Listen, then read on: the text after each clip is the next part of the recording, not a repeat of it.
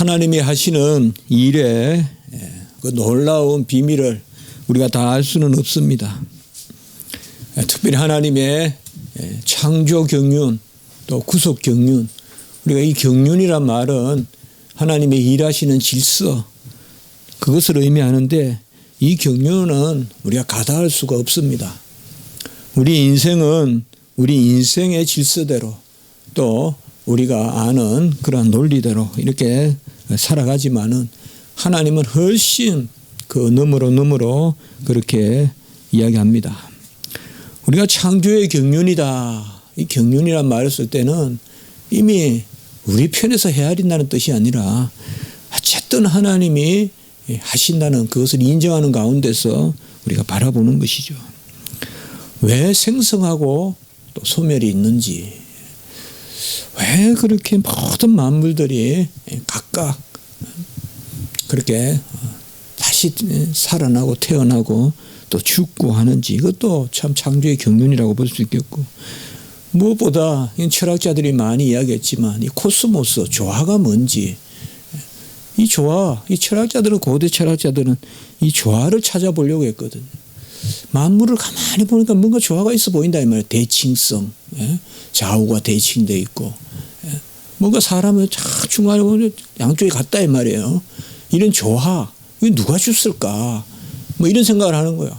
아무리 인간이 빚어봐도, 흙으로 빚어봐도 좌우가 똑같이 안 되거든요. 근데 정말 우리 좀 하나님을 보면 손가락 하나도 탁 닿게 만든다 이 말이죠. 그러니까 이런 것들은 이게 뭔가, 이게 창조의 경륜입니다. 이 신진대사. 그러니까 계속 하나가 생기고 하나가 죽으면서 자라가고, 또 그 때가 되면 이제 점점 노쇠해지고, 또 그래서 이 지상에서의 또 사이클을 막치고, 뭐 이런 것들. 또 무엇보다도 이 창조의 경륜에서 가장 중요한 것은 이 영혼과 육체의 관계예요. 이런 것들은 세상의 그 일반 계시의 영역에서도 많이 연구되는, 조화가 뭔지, 육체와 영혼의 관계가 뭔지, 뭐 어거스틴이 회심하기 전에 그 만이교라든지 이 철학자들이 최고 많이 이게 하는 게 이거거든요. 특별히 헬라 철학이나 이런 데서 많이 영혼과 육체의 관계가 도무지 뭐냐 이거죠. 여기서 이제 이단들이 많이 나오고 한단 말이에요. 영혼은 또 고급스러운 영이 있고 저급한 혼이 있다 하고 또 나누고 또 이러다 보면 이제 그 이단들이 나오는 거거든요. 자, 이런 창조의 경륜에 대해서 사실 우리는 알 수가 없어요. 왜 모르느냐? 간단해요. 답은 하나예요. 우리는 지음을 받았기 때문에 몰라요. 내가 나를 지었으면 알 거예요. 내가 나를 지었으면. 또 구속의 경륜이 있어요. 구속의 경륜은 무엇보다도 우리가 이미 지난 시간 한 3시간 정도에 봤지만 바로 창세전에 이 작정의 경륜이 있는 거예요. 가장 우리가 나누었던 게 뭡니까? 짓기도 전에, 타락 전에 구원을 이미 작정하셨다. 타락 전에 예정하셨다. 이거죠. 이걸 분명히 에베소서에서는 말씀해 주고 있는 것이죠. 이건 뭐 넌센스다. 하나님이 그러면 처음부터 타락 안 하게끔 짓지. 이렇게 이제 우리가 쉽게 말하고 뭐 거기에서 금방 논리를 끄집어낼 수 있는 듯 해도 거기에 큰 함정이 있다 이 말이죠. 하나님이 지으시는데도 그 지은 것 짓기 전에 하나님의 타락을 이미 바라보시고 예정하셨다. 이건 이론이 아니에요. 성경이에요. 에베소서에. 창세전에 말이죠. 분명히 창세전은 타락전은 분명해요. 타락은 창세 후잖아요. 그래 분명히 하단 말이에요.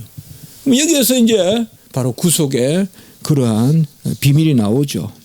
왜 일부는 선택하고 일부는 또 선택하지 않았을까? 우리가 소위 말하는 유기와 이 선택과 유기, 이런 것들을 우리가 특별히 구속의 경륜이다. 그 구속의 경륜의 또 클라이막스가 바로 교회의 비밀이에요. 주님은 머리시고 우린 지체고 연합돼서 하나가 되고, 이래서 창조의 경륜, 그 비밀과 구속의 비밀은 아무도 가다할 수가 없는데 거기에 한 가지 답이 주어져 있어요. 자, 아까 우리가 물었어요. 창세전에 왜 선택했고 왜 한마디로 타락을 하나님께서 허용하시면서 작정했느냐 이 말이에요. 타락을 왜 허용적으로 작정했냐 이 말이에요. 하나님이. 그것이 바로 오늘 답이에요. 오늘 답에 보면 뭐예요? 거저 주시는 바 그의 은혜의 영광을 찬송하게 하려고. 이게 바로 비밀의 답이에요. 하나님이 영광을 받으시려고 창조하셨고 하나님이 영광을 받으시려고 거저 주시는 바 은혜, 이것은 타락에 따르는 구속이거든요. 거저 주시는 바 은혜를 찬송하게 하려고 하나님이 창세전에 구원을 작정하신 거예요. 이것은 우리가 분명히 말할 수 있어요. 그렇기 때문에 비밀은 알 수 없으나 목적은 분명해요. 이게 오늘 말씀에서 우리가 좀 깊이 염두에 두어야 될 부분이다. 그 구속의 비밀, 창조의 비밀, 그 경륜, 질서에는 우리가 다 할 수 없지만은, 그러나 우리가 그 목적을 모르는 바는 아니다. 그 목적이 바로 오늘 6절에도 나오고 12절에도 나오고 14절에도 나오는 바로 찬송이다 이 말이에요. 12절에도 보면 그의 영광이 찬송이 되게 하려 합니다. 14절에도 보면 그의 영광을 찬송하게 하려 하심이라. 이게 3번이나 이렇게 나오고, 우리는 이 각각의 오늘 6절, 그래서 3절에서 6절까지를 성부 부분, 그다음에 7절에서 12절까지를 성자 부분, 그리고 13절과 14절을 성령 부분, 그래서 성부, 성자, 성령에게 영광을 올리는 송영 혹은 송축하는, 그것이 오늘 이 에베소서에서 옥중서신에서 잘 드러난다 이 말. 한마디로 옥에서 삼위일체 하나님을 노래하면서 사도 바울은 제일 먼저 생각이 미치는 게 뭔가 하면 바로 이 선택. 왜 우리를 창세전에 구속하시고 작정하셨나? 이 놀라운 비밀이 있다 이 말이에요. 제가 조지신학책 처음부터 끝까지 다 보면서 가장 비밀이 강하게 등장하는, 물론 성례의 비밀, 교회의 비밀, 경건의 비밀, 믿음의 비밀, 비밀이 많지만 구원의 비밀, 가장 비밀이 강하게 부각되는 곳이 바로 뭔가 하면 창세전의 선택의 비밀이에요. 그것이 바로 오늘 왜 선택했느냐, 왜 하나님이 구속을 통하여서 영광을 받으려고 하셨을까? 이게 바로 우리가 아멘해야 될 부분이자 또 우리가 가지고 있어야 될 그런 감사의 영역, 소망의 영역이 되는 것입니다. 오늘 말씀에 보면 왜 하나님이 구원을 통하여서 우리를 회복하려고 하셨을까? 우리는 이미 많이 나왔죠. 영광을 받으시려고, 특별히 자원적 순종을 받으시려고, 자유의지의 가운데서의 그러한 순종을 받으시려고 우리 많이 나누었죠. 오늘 보시면 하나님이 구속을 통하여서 우리를 회복시키려고 하는 목적은 뭐냐 하면 거저 주시는 바 그의 은혜의 영광을 찬송하려는 것, 이게 답이에요. 이 거저 주시는 바 그의 은혜의 영광을 찬송하려는 것, 이것은 타락과 구속의 구속사에만 있는 그런 하나님의 뜻이에요. 경륜이에요. 그렇기 때문에 이 비밀이 놀라운 거예요. 하나님이 적극적으로 타락하게 안 하셨어요. 하나님이 죄의 조성자가 아니에요. 그러나 하나님은 모든 걸 보고 계시면서도 하나님은 창세전에 구원을 작정하셨다 이 말이죠. 여기에서 많은 사람들은 모순이다, 그럴 것 같으면 하나님이 전능하지 않으시냐, 이거는 모순 아니냐, 전능하신 하나님이 모든 걸 예지하시는 분이 왜 그러냐. 그건 아직까지 이 깊은 비밀의 맛을 보지 못해서 그래요. 깊은 비밀의 맛이라는 것은 우리는 다 아멘하지만은 하나님이 회복을 통한 목적이 있다 이 말이에요. 창조에만 목적이 있는 게 아니에요. 구원의 목적이 창세전에 있었다 이 말이에요. 구원의 목적이 창세전에 있었다 이 말. 그 목적이 뭐냐? 거저 주시는 바 그의 은혜, 거저 주시는 바 그의 은혜의 영광, 이것은 바로 특별 은총이라 이 말이에요. 일반 은총, 창조의 영역이 아니라 구속의 영역이라 이 말이에요. 회복의 영역이라 이 말이에요. 특별 은총의 영역이란 말이에요. 이 특별 은총의 영역, 거저 주시는 바 그의 은혜의 영광을 찬송하게 하려고 창세전에 그리스도 안에서 우리를 택하셨다. 이 6절이 너무나 우리에게 중요한, 보통 주석들이 보니까 6절은 그냥 넘어가요. 그냥 하나의 매김하듯이 말이에요. 후렴구 같이 6절, 12절, 14절에 나오니까. 그러나 우리는 이렇게 여상히 볼 게 아니에요. 상당히 중요한 그러한 내용을 담고 있는 말씀이다. 거저 주시는 바 은혜가 무엇인가 이 말이죠. 하나님은 찬송을 받으실 때, 영광의 찬송을 받으실 때 그 본질이 뭔가? 우리로부터 나오는 것을 받는 것이 아니라 주신 것에 대한 은혜를 찬송하게 하려 하신다. 먼저 베푸시고 되받으신다. 그것이 바로 하나님의 찬송을 받으시는 하나의 질서입니다. 절대 우리에게 시작되고 출발되지 않습니다. 이건 가인의 제사예요. 가인과 같은 마음이에요. 내 것을 드려서 하나님은 응수하는, 내가 드리고 하나님이 리스판스 하는 게 아니라 이 말이에요. 예배는 먼저 우리가 누리고 하나님께 감사로 우리가 불가항력적인 그러한 리스판스를 하는 게 찬송이고 예배지, 우리 쪽에서 나가고 우리가 이렇게 예배를 드렸는데 하나님 뭐 하십니까? 이게 아니라 이 말이에요. 이건 아직까지 설익은 가인의 마음이란 말이에요. 하나님이 다 주셨으니 예배드림이 마땅하고 예배드림이 합당하고 주를 찬송하는 이 마땅하죠. 그저 찬송 그 다음에 예배 뭐 다음에 없어요. 제가 전에도 그래 한번 우리가 같이 나누었죠. 예배의 목적이 뭐냐 이 말이에요. 예배가 목적이지. 예배의 목적이 어디 있냐 이 말이에요. 예배가 궁극적인 목적이지. 예배를 드려서 뭐가 잘 되고 예배를 드려서 뭐가 그거냐 이 말이에요. 예배는 그게 아니다 이 말이에요. 그거는 가인과 같은 생각이에요. 예배 드림 자체가 목적이다 이 말이에요. 여러분 예배보다 더 상위 개념이 어디 있어요? 우리가 지상의 삶을 사는데. 그게 바로 여기 뭐냐, 거저 주시고, 하나님은 주시고 베푸시고, 그래서 불가항력적인 예배예요. 모든 게 다 불가항력적인. 사실 예배도 우리가 드리고 싶어서 드린다고 생각하기 쉽지만 아니에요. 자, 우리 한번 생각해 봅시다. 참 뭐 아무 데도 없는 무인 지경에 우리가 마지막 삶을 산다고 한번 치봅시다. 참 추운 겨울이라고 합시다. 겨우 먹을 것만 가지고 살아요. 그러면 나에게 남은 인생의 가치는 뭘까요? 예배라고요. 예배라고요. 그 마지막 우리 인생의 순간에도 아무도 없고 무인 지경에 내가 사는 경우라도 나에게 남아있는 한 가지는 예배라고요. 뭐 예배를 드려서 뭐 사람과 교제를 하고 예배를 드려서 무슨 내가 무슨 더 뭐 무슨 복을 받고 그런 개념이 아니에요. 뭐 복은 하나님이 주시면 받지만은 그런 개념이 아니다 말이에요. 예배 자체가. 그래서 거저 주시는 바 은혜의 영광을 찬송한다는 것은 우리가 불가항력적으로, 사실 예배는 내가 하나님이 나를 그 자리에 은혜롭게 세우는 거지 내가 드리는 게 아니라고요. 예배는.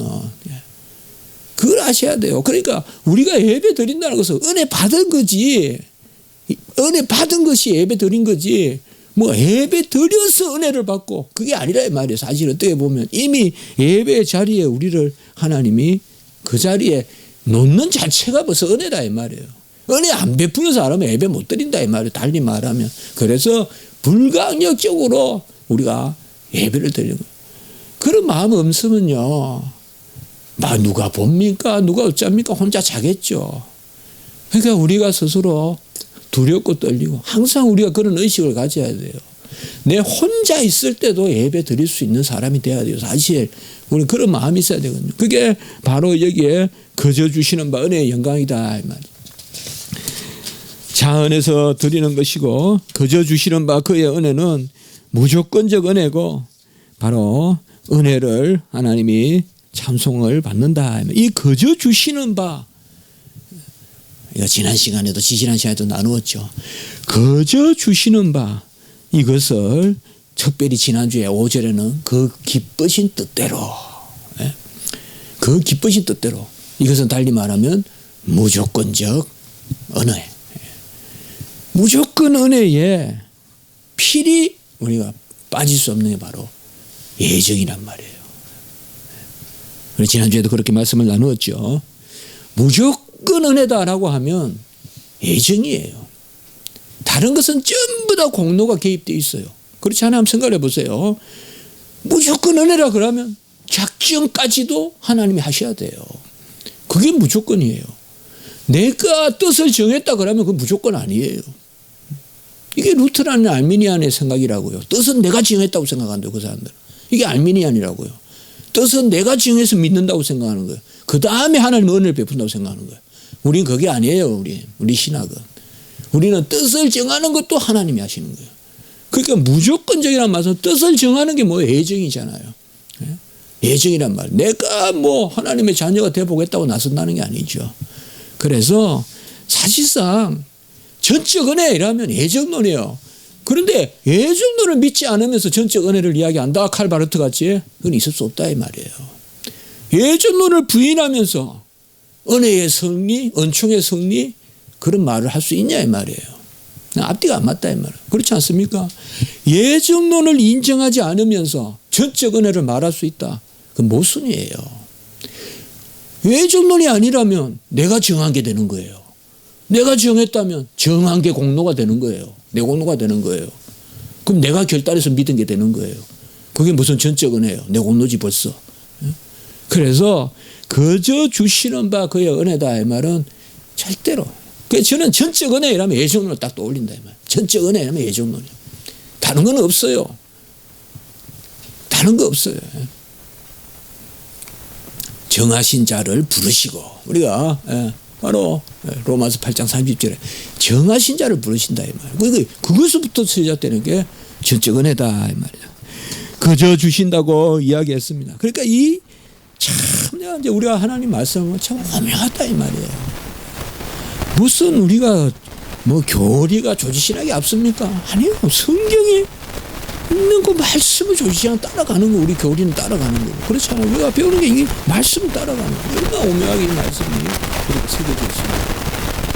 그가 사랑하시는 자 안에라서라고 이야기해요. 6절에서 보면 그가 사랑하시는 자.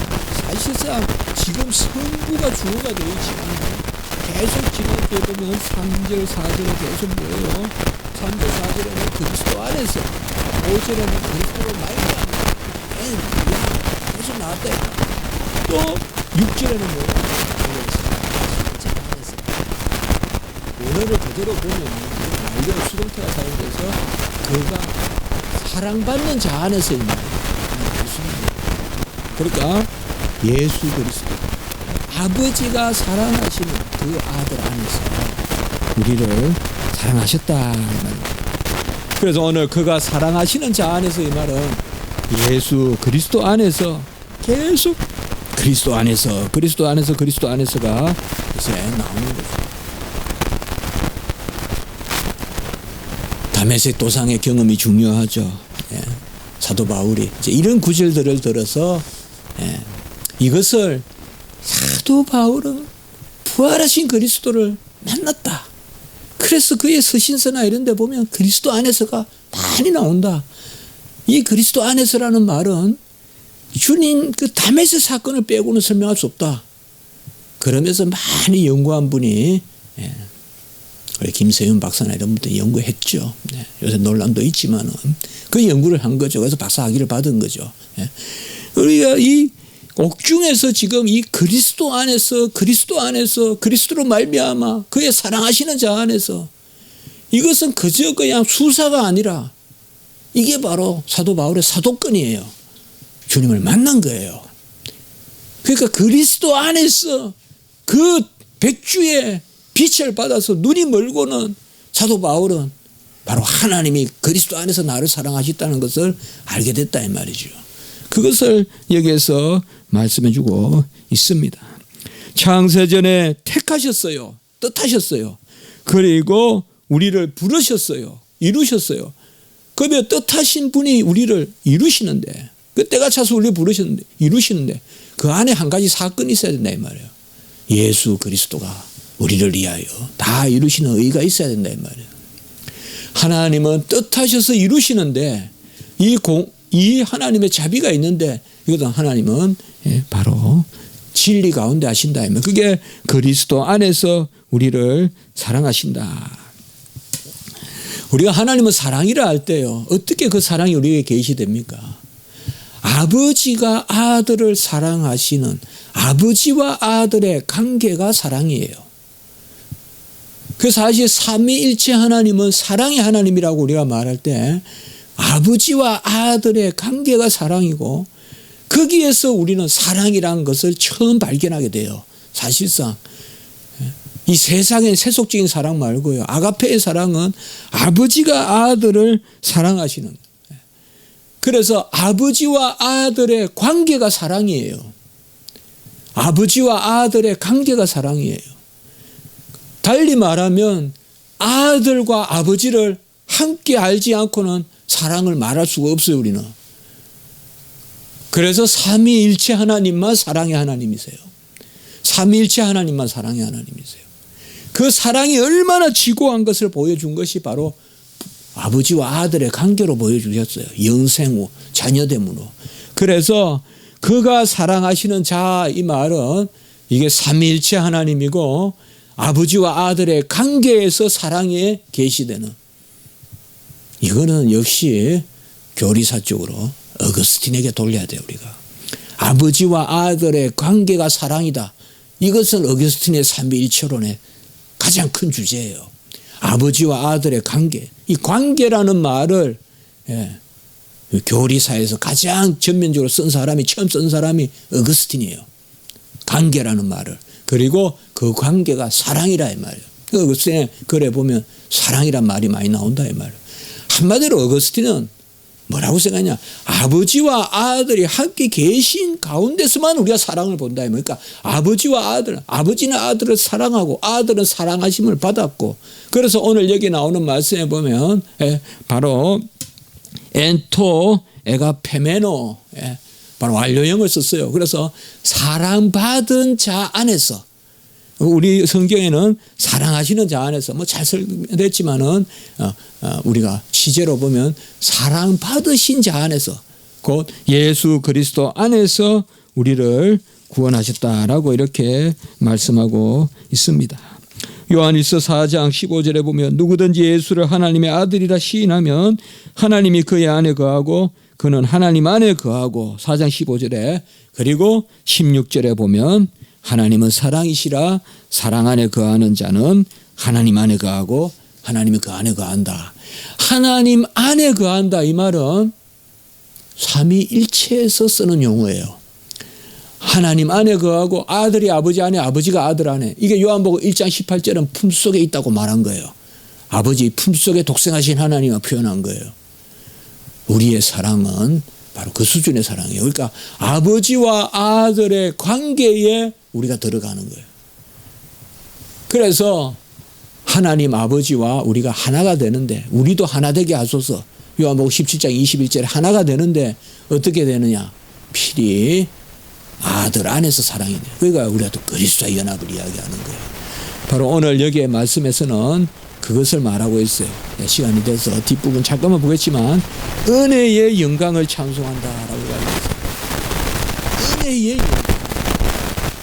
영광은 많아요. 영광은 많아요.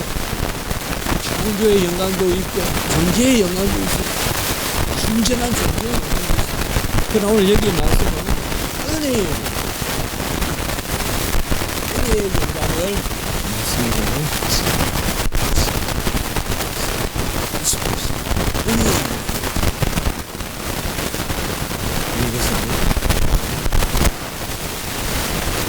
하나님 우리에게 영광을 받으시고 영광 받으시고 그 구원하시고 무조건 결적인 은혜로 구원하시는 것은 그 은혜의 영광. 이것은 이 세상 만물을 올리는 창조의 영광보다 더 큰 겁니다. 이것이 창세전에 이루어지죠. 거저 주시는가 은혜의 영광을 찬송합니다. 사랑하시는 자 안에서 우리를 택하시는 거저 주시는가 은혜의 영광을 찬송하게 하십니다.